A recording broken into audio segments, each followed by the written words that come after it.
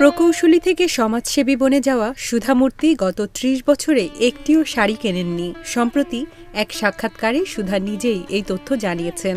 ভারতের শীর্ষ ধনীদের একজন সুধা মূর্তি। তিনি দেশটির অন্যতম প্রযুক্তি জায়ান্ট ইনফোসিস কোম্পানির চেয়ারম্যান নারায়ণ মূর্তির স্ত্রী।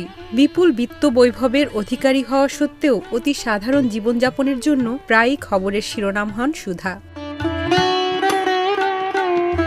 সম্প্রতি ভয়েস অফ ফ্যাশনে দেওয়া সাক্ষাৎকারে সুধা মূর্তি বলেন, আপনি যদি কাশিতে যান, আপনার সবচেয়ে পছন্দের কিছু বিসর্জন দিতে হয়।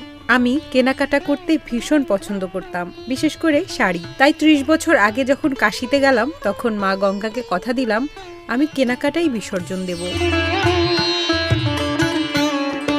এরপর থেকে আর শাড়ি কেনেননি সুধা মূর্তি। ৭৩ বছর বয়সী এই নারী বলেন, আমি আমার প্রতিশ্রুতি নিষ্ঠার সঙ্গে পালন করি।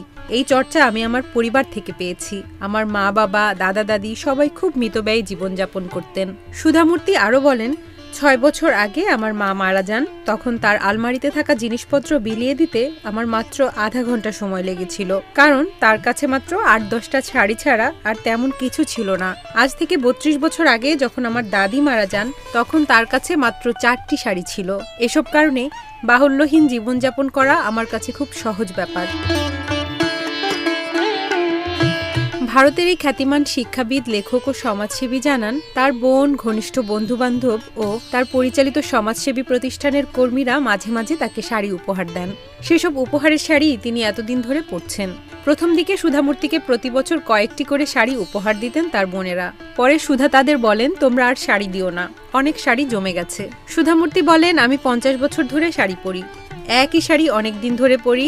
একবার একটি শাড়ি ব্যবহারের পর সেটি ধুয়ে ইস্ত্রি করে সুন্দর করে গুছিয়ে রাখি। আমি এত নিচু করে শাড়ি পরি না যে তা মেঝে ঝাড়ু দেয়। ফলে আমার শাড়ি নোংরা হয় না এবং দীর্ঘদিন টেকসই হয়।